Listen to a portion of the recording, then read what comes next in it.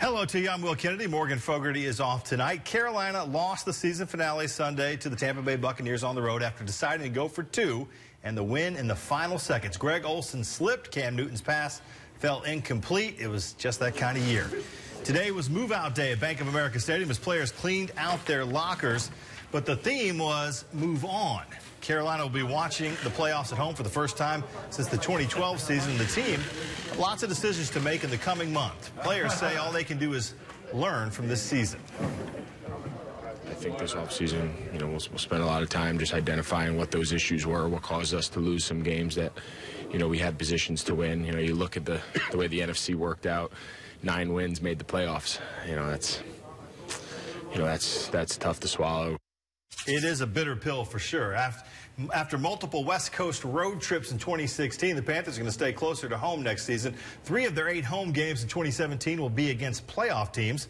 Carolina only travels outside of their time zone twice when they have to go out on the road, so a favorable schedule. And the silver lining of finishing 6-10 this season, if there is one, is securing the 8th overall pick in the draft. The Panthers have needs at several positions. Running back Dalvin Cook, defensive end Jonathan Allen, offensive tackle Cam Robinson. Both of those latter two from Alabama are just 3 players the Panthers could consider in the first round. That brings us to our question of the night. Who should the Panthers draft with the 8th overall pick? Let's take it to our panel. Sports talk show host, comedian, a Renaissance man, QCB from the call-up on WFNZ Sports. Kelly Davis, Panthers linebacker Thomas Davis, lucky enough to be married to this lady. She is the executive director of the Defending Dreams Foundation and former Panthers offensive lineman and current host of the Block 'em Up podcast. Jeff, with a G, Schwartz, is in the house tonight. It's one of those things. We start talking about the draft pretty early when you're knocked out of playoff contention, and it really was a tough season all the way around. But that kind of is the bright side. We can start thinking about who they should draft, and there's a lot of need positions. We'll start with you, Q. Who do you think? They need to draft the barber to take whatever Ted Ginn Jr. got going on with his head. I don't know what the hell that's. It scared the hell out of me. But I think they should, if Leonard Fournette from the running back out of LSU is available, I think they should draft Leonard Fournette because the running back position has been inconsistent. Jonathan Stewart, hasn't played a full regular season since 2011. He only had one 1,000-yard rushing season in his whole career. He played 9 years. So when D'Angelo was here, yes, they complemented each other well. But if Leonard Fournette's ready, he's like a young, unproven NFL Adrian Peterson. He's fast, he's strong, and I think he got a lot of speed, so I'll go with Leonard Fournette. Kelly, we've drafted a lot of defensive players in the last couple of years with those top picks. What do you think? Where's the need? I just think that they should draft the best available. I'm always going to say that. No matter how high, of a draft pick they have, I think whoever's the best position that's available, then that's who they should draft because I think that they have so many needs that it doesn't make a difference. Offensive line, Jeff's one of the areas people are talking about. You can't take a running back with the first pick. I think a running back has to only be taken if everything else is set in your team. The Cowboys took Zeke, right? He's the outlier. Running back, right? He's the outlier, though. The offensive line was set. They were obviously set at the quarterback before Romo got hurt. They have wide receivers. They have players on defense. The Panthers have needs everywhere. And a lot of it depends on what happens in free agency, especially on the offensive line. So you might want to fix the offensive line first. If Remmers leaves, maybe Orr doesn't come back, you might want to draft a tackle 8th overall. You could draft a D lineman if Addison doesn't come back.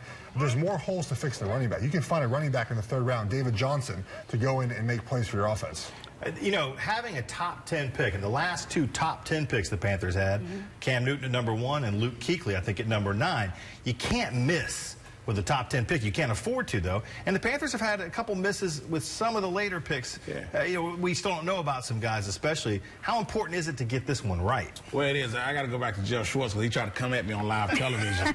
The St. Louis Rams, took a running back. Look what happened to Gurley. He had no offensive line. He's awful. But you can take a running back. You can, but the Panthers have more needs, and you have to have an offensive line first for the running back to succeed. I didn't think the offensive line is that beat up as people make it out to beat. I think the offensive line has done. It's right. They've done a decent job. So, to me, I'll go. If I have to pick a position, I go secondary. I like a running back, by the way, too. Dalvin Cook. I've started the draft Dalvin hashtag.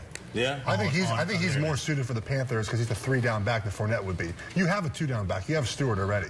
I think Dalvin Cook. I think he'd be a great fit. You don't have to go through all of it. Is this a pressure pick though for Dave Gettleman? Is this one he has to get right? I just think that Mr. Gettleman is the kind of guy that's going to do what he wants to do. He's not going to worry about people putting pressure on him to do anything. So I don't think that has anything to do with it. He's going to do what he wants to do, what he thinks is going to be best for the team. So I don't think people pressuring him to do anything is going to make a difference. I think there's a lot of fans, though, that if there's defensive linemen, they're going to be like, whoa. After this last offseason, the pressure is on him. But does he care? No, he doesn't care. He doesn't care, but I mean, the ownership's going to care, right? They let Josh Norman go. That was a mistake. They didn't spend any of the money. They had a window of opportunity. You look at Denver. Denver all in, right? They're spending all their money. They're trying to win now. The Panthers did the exact opposite. They're rebuilding at some positions. He's got to nail this pick. And I do think we have the money to spend. So. Oh yeah, you got the money to spend. He's swimming in like Scrooge McDuck used to do on DuckTales. But look, it's not like me after Christmas where there's nothing left. That's right. Nothing. But Gettleman definitely has pressure, in my opinion, to get this right because what happened in the offseason. Well, we've only got a couple months to talk about it. We'll be talking about it a lot. All right, goodbye, Agent 89. The Panthers' all-time leading receiver and current Baltimore Raven confirmed that he is retiring. That's following Sunday's season finale. Steve Smith Sr. says he knows it's time to walk away from the game. At some point, it comes to an end. I got a beautiful wife at home, Angie, and 4 kids. I need their dad. And I need my kids. So I'm going home to Charlotte to build my family. We got a new house we're going to build. I wonder if he plays golf. We have to hook him up on the golf course. I bet he's competitive. After hearing the news, several Panthers players saluted their former teammate on Instagram and other social media as well. Smith spent his first 13 seasons with the Panthers. He was selected in the 3rd round of the 2001 NFL Draft, so it doesn't have to be first round. You can get a Hall of Fame type guy later. He holds the franchise record for receptions, receiving yards, and touchdown catches. In his 16-year NFL career, Smith ranks 7th all-time in receiving yards. So where does he rank among Panthers greats? A lot of people I've seen, on social media saying they would love him. We talked about it one night on The Edge here about, signing the one-day contract, coming back to retire. And I've seen people say he deserves a statue outside the stadium. Is he that kind of guy? Yeah, I mean, it's going to be tough to beat what Sean Garrett did here for the Panthers. Now, Steve Smith is absolutely the best human being to ever put on a Carolina Panthers uniform. I understand he wouldn't say that because he'll say Sam Mills because we asked him this before on the show. But I think Steve Smith, humble as he was being at the time when he answered the question, I think he's definitely the most electrifying guy that ever put on the Panthers uniform. Definitely agree. Definitely agree. I just hope he comes back, even if it's for that one day, just to retire a Panther, because he's still a Panther at heart. I've been there with the team, affiliated with them because of Thomas for 12 years now, going into our 13th year, and that's all I know. Is Panthers, you think of Steve Smith. So. There's 2 Panthers that are going to be Hall of Famers, Steve Smith and Julius Peppers. So he's up there. It's 1 or 2, however you want to take it. I think Steve Smith had more of an impact over a period of time than Pep had. So I put Steve up there. The Panthers need to do a Ring of Honor, right? They need to put these guys up there and salute them and give them their due for all they've done for the team. I think they will. Yeah, I hope so. 20 years in now as a franchise, those are the kind of things that you can start thinking about as a team, as an organization. He's definitely that kind of guy that deserves to be up there. He does so much in the community. He does his domestic violence things, the run. He does we went bowling with him. He brings his kids out. It would be great to have him back. We've talked about it on the show here before. Some people will say, he was a little bit rough and can create some controversy in the locker room, but sometimes you need that guy. Yeah, there's some Hall of Famers, who had, drug problems. Michael Irvin and Lawrence Taylor, and they had some rough arrests and everything like that. That comes with it, though. So I don't think that should, negate him from getting to the Hall of Fame or being all the good things he did on the football field as well off the football field. Jeff and I were talking about that before the show. They do definitely need that. They missed that a little bit, this year, even with the team not having anybody that was kind of choppy and feisty like that. Yeah, they need his attitude. But look, he came to play every Sunday, so you can take sometimes maybe a little roughness in the locker room if you bring everything you have on Sunday, and that's what he did, and I salute him for that. If you hold others accountable and lead from the front, right, and show them how to do it, then there's no problem with that. All right, next on The Edge.